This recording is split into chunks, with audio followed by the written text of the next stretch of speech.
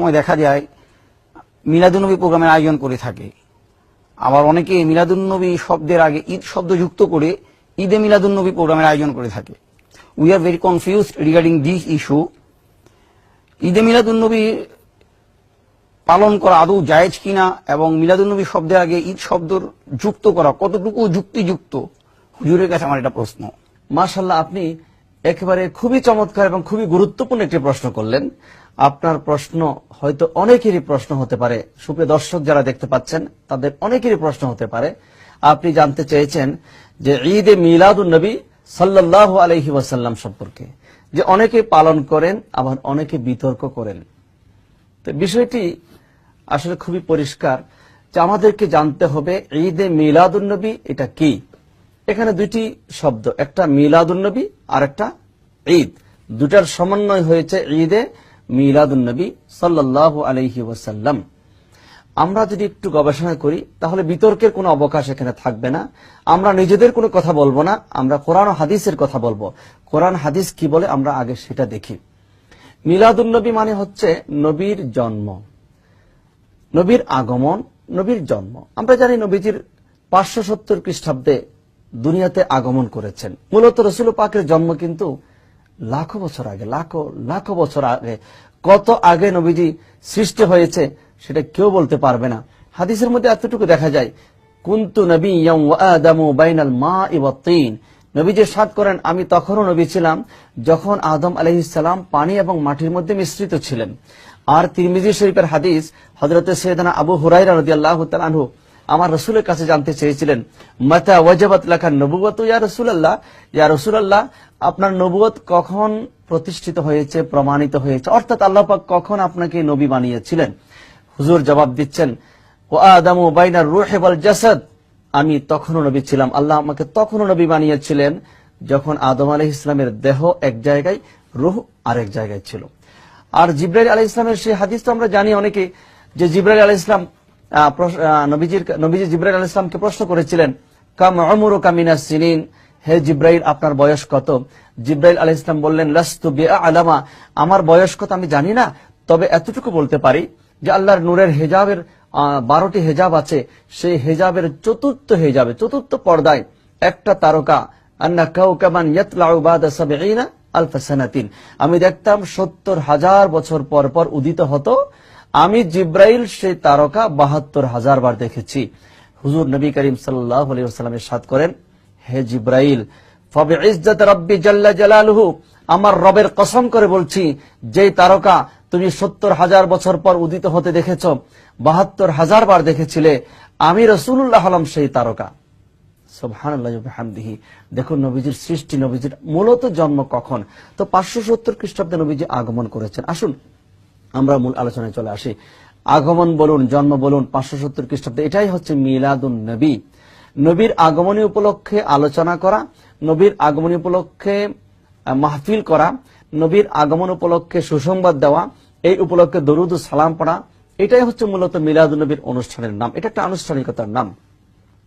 এই কাজটা এই বছর এখন নতুন করে হচ্ছে এমনটি না, 500 বছর আগেও হয়েছে, 5000 বছর আগেও হয়েছে, 5 লক্ষ বছর আগেও হয়েছে। সূরা আলে ইমরান 81 নম্বর আয়াতের মধ্যে আসছে, রব্বুল আলামিন রূহ জগতের মধ্যে আম্বিয়া কিরামদেরকে একত্রিত করেছিলেন। 1,24,000, মতান্তরে 2,24,000, মতান্তরে 3,36,000 আম্বিয়া কিরাম। তো নবীদেরকে একত্রিত করে জিজ্ঞেস করেছিলেন, হে আম্বিয়া কিরাম, হে নবীগণ, আমি তো তোমাদেরকে নবুয়ত দান করব, রিসালত দান করব, হিকমত দান করব, তবে একটা শর্ত, তোমরা বলো আমার আখিরি নবীর উপর ঈমান গ্রহণ করবে কিনা। আল্লাহ পাক রব্বুল আলামিন যদি কারো কাছ থেকে এরকম কমিটমেন্ট নিতে চান, আপনি চিন্তা করে দেখুন কেউ কি না করবে? আর তারা হচ্ছেন আম্বিয়া কিরাম। তো সবাই সমস্যায় বলেছিলেন যে আল্লাহ আমরা মেনে নিলাম, আমরা সেটা গ্রহণ করে নিলাম। আল্লাহ বলেন আমি তোমাদের কাছ থেকে অঙ্গীকার নিতে চাই, ওয়াইদ আখাযাল্লাহু মিসাকান নাবিয়্যিন লামা আতাইতুকুম মিন কিতাবিন ওয়া হিকমাতিন সুম্মা জাআকুম রাসূলুন মুসাদ্দিকুন লিমা মাআকুম লা তু'মিনুন্না বিহি ওয়া লা তানসুরুন্নাহু ক্বালা আ'আকরারতুম ওয়া আখাযতুম আলা যালিকুম ইসরি ক্বালু আকরারনা ক্বালা ফাশহাদু ওয়া আনা মাআকুম মিনাশ শাহিদিন। এই হলো কোরআন কারীমের সূরা আলে ইমরান 81 নম্বর আয়াত। আল্লাহ পাক বলেন আমি তাদের কাছ থেকে অঙ্গীকার নিয়েছিলাম যে তোমাদেরকে আমি নবুয়ত দান করব, হিকমত দান করব। আমার রসুল যখন আসবেন তোমাদের দায়িত্ব হবে তোমাদের নিজ নিজ কর্ম নিজ নিজ কর্মসূচি বা স্টপ করে দিয়ে আমার সেই নবীর উপর ঈমান গ্রহণ করা এবং আমার সেই আখিরি নবীর মিশনকে সহযোগিতা করা। আল্লাহ বলেন, আমি তাদের কাছ থেকে ওয়াদা গ্রহণ করলাম এবং জিজ্ঞেস করলাম, আকরারনা, হে আমার নবীগণ, আমি তোমাদেরকে নবুয়ত হিকমত দান করব, তোমরাই বলো আমি যে তোমাদের সাথে ওয়াদা নিচ্ছি তোমরা কি মেনে নিয়েছো এবং আমার এই অঙ্গীকার গ্রহণ করে নিয়েছো? তখন তারা বলেছিলেন, ক্বালু আকরারনা, আল্লাহ আমরা গ্রহণ করে নিলাম এবং মেনে নিলাম। আল্লাহ বলেন, তোমরা সাক্ষী থাকো এবং শুধু তোমরা সাক্ষী থাকলে চলবে না, ওয়া আনা মাআকুম মিনাশ শাহিদিন, আমি আল্লাহও তোমাদের সাথে সাক্ষী হয়ে গেলাম। দেখুন যে কত লক্ষ বছর আগে আল্লাহ পাক রব্বুল আলামিন আমাদের নবীর আগমনী আলোচনা করলেন। নবীর আগমনী আলোচনা করার নামই কিন্তু মিলাদুন নবী। মিলাদুন নবী কিন্তু সর্বপ্রথম আবিষ্কার করলেন স্বয়ং আল্লাহ। কাদেরকে নিয়ে করলেন? 1,24,000, 2,24,000 মতান্তরে 3,36,000। হযরত সাইয়েদনা আদম আলাইহিস সালাম সেখানে ছিলেন, ঈসা রুহুল্লাহ আলাইহিস সালাম সেখানে ছিলেন। এবার আসুন, হযরত ঈসা রুহুল্লাহ আলাইহিস সালাম তিনি উম্মতদের কাছে বক্তব্য দিচ্ছেন। সূরা সফ 6 নম্বর আয়াতের মধ্যে হযরত ঈসা রুহুল্লাহ, ওয়াইদ আল্লাহ পাক রব্বুল আলামিন কোরআনে কারীমের মধ্যে সেটা আমাদেরকে স্মরণ করিয়ে দিয়েছেন। ওয়াইদ ক্বালা ঈসা ইবনে মারইয়ামা ইয়া বানি ইসরাঈলা ইন্নী রাসূলুল্লাহি ইলাইকুম মুসাদ্দিকান লিমা বাইনা ইয়াদাইয়া মিনাত তাওরাত ওয়া মুবাশশিরাম বিরাসূলিন ইয়াতি মিন বাদি ইসমুহু আহমদ। হে বনি ইসরাইল, ইন্নী রাসূলুল্লাহি ইলাইকুম, আমি তোমাদের কাছে আল্লাহর পক্ষ থেকে রাসূল এসেছি। মুসাদ্দিকান লিমা বাইনা ইয়াদাইয়া মিনাত তাওরাত, আমার কাছে যে তাওরাত আছে আমি সেই তাওরাতের সত্যায়নকারী হিসেবে এসেছি।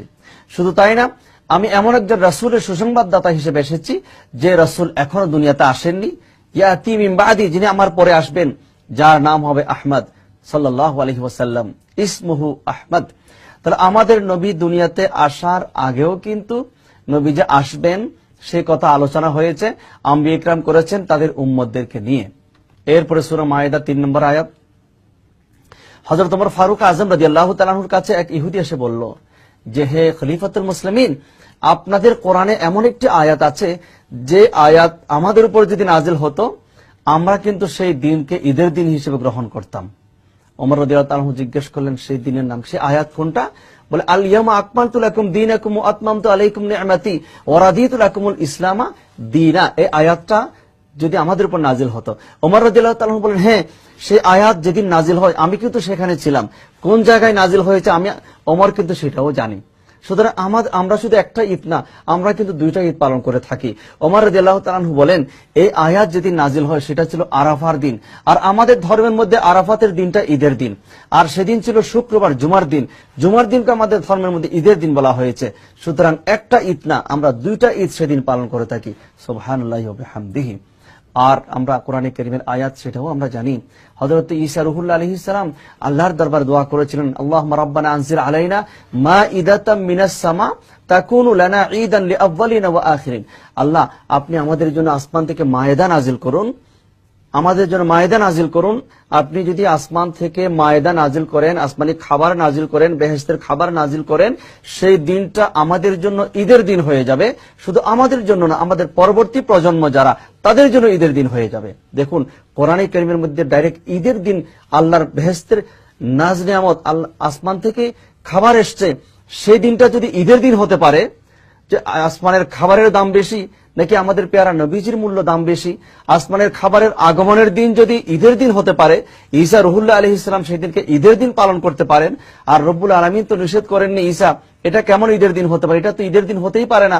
রব্বুল আলামিন সেটা তো করেননি, বরং সেটাকে সমর্থন করে খুশি হয়ে আমাদের কোরআনে কারীমের মধ্যে দিয়ে দিয়েছেন, যাতে করে রব্বুল আলামিন ভালোভাবেই জানেন যে শেষ যুগের মধ্যে ঈদে মিলাদুন্নবীর কিছু বিরোধী থাকবে, তাদের জন্য যেন একটা দলিল হয়ে যায়, শিক্ষণীয় বিষয় হয়ে যায়। দেখুন আসমানি খাবার আসার দিন যদি ঈদের দিন হতে পারে, আর যেদিন আমাদের নবী রাহমাতুল লিল আলামিন, দু জাহানের বাদশা নবী, কামলিওয়ালা নবী যেদিন দুনিয়াতে এসেছেন, বিশ্ব মানবতার মুক্তির দূত যেদিন এসেছেন, যেদিন মিলাদুন্নবী, সেদিন মুসলিম উম্মার জন্য ঈদের দিন হবে, তাতে প্রশ্নের কি অবকাশ থাকতে পারে? এতে বিতর্কে কি থাকতে পারে? এর চেয়ে বড় নিয়ামতের কথা আমাদের জন্য আর কিছু হতে পারে না।